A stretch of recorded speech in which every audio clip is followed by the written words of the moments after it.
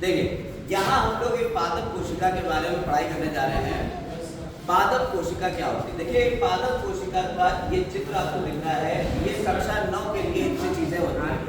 आगे अगर आप और देखेंगे तो और चीजें भी आएंगी, लेकिन यहाँ पे हम लोग कक्षा 9 में से इतनी बात करते हैं। सबसे बाहर की तरफ अगर आप देखें तो ये कोशिका भित्ति और ये इसके अंदर कोशिका झिल्ली, ये तीन कलाओं से घिरी हुई कोशिका भित्ति होती है, ठीक है। फिर कोशिका झिल्ली आती है, उसके अंदर जो द्रव भरा होता है, जो लिक्विड भरा हुआ है, उस द्रव को कहते हैं कोशिका द्रव्य।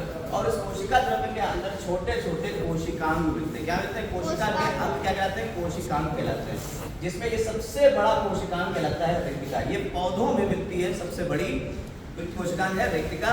लेकिन अगर जंतुओं की बात करें तो जंतुओं में कोशिका जो रेक्टिका है, रेक्टिका बहुत छोटी होती है अगर मिलती है। इसके बाद यहाँ केंद्रक मिलता है। ये जो केंद्रक है ये 5 अंगों से मिलकर बना हुआ है। केंद्रक के बाहर की तरफ जो कला है इसे केंद्रक कला कह देते हैं। केंद्रक के अंदर जो द्रव भरा हुआ है इसे केंद्रक द्रव कह देते हैं। कुछ जालिका जैसे स्ट्रक्चर्स होते हैं, इन संरचनाओं को क्रोमैटिन जालिका कहते हैं। यही क्रोमैटिन जालिका आगे चल के जब कोशिका विभाजित होती है तो क्रोमोसोम बनाती है।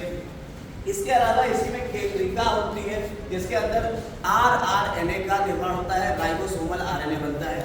और इसके जो कोशिका जो केंद्रक कला है, इस केंद्रक कला में छोटे छोटे छेद हैं जिन्हें हम केंद्रक क्षेत्र कहते हैं। इन सबसे मिलाकर क्या कहते हैं? ये है केंद्रक बन गया। इसके बाद यहाँ एक सेल ऑर्गेनल होता है, यानी कोशिकांग होता है, जिसे क्लोरोप्लास्ट कहते हैं, ठीक है। लिपिड्स में आता है क्लोरोप्लास्ट, ल्यूकोप्लास्ट और प्रोटोप्लास्ट। यहाँ ये जो कोशिकांग है इसे क्लोरोप्लास्ट कहा गया है, ठीक है। हरित लवक इसे कहते हैं।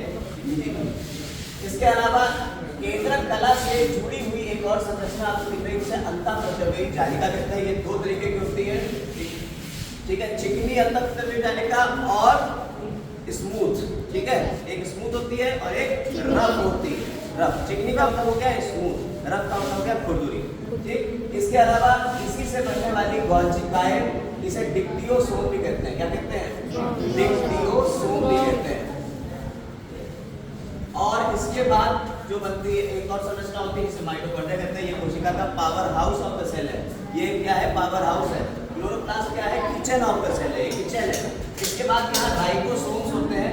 राइबोसोम्स कहलाते हैं protein factory of the cell. तो राइबोसोम माइटोकॉन्ड्रिया, गॉल्गी है, एंडोप्लाज्मिक रेटिकुलम यानी अंतःप्रद्रव्यी जालिका, क्लोरोप्लास्ट, रेक्टिका और केंद्रक, ये सभी क्या है? कोशिकांग है। और इसके घेरे हुए 2 झिल्लियां हैं। बाहर वाली झिल्ली कोशिका भित्ति, अंदर वाली झिल्ली कोशिका झिल्ली, प्लाज्मा मेम्ब्रेन। और ये सेल वॉल, इसे सेल वॉल कहते हैं, इसे प्लाज्मा मेम्ब्रेन कहते हैं। क्या कहते हैं? प्लाज्मा मेम्ब्रेन, ठीक है। और क्या गया है? ये प्लाज्मा मेम्ब्रेन होगी। क्लियर? Yes sir.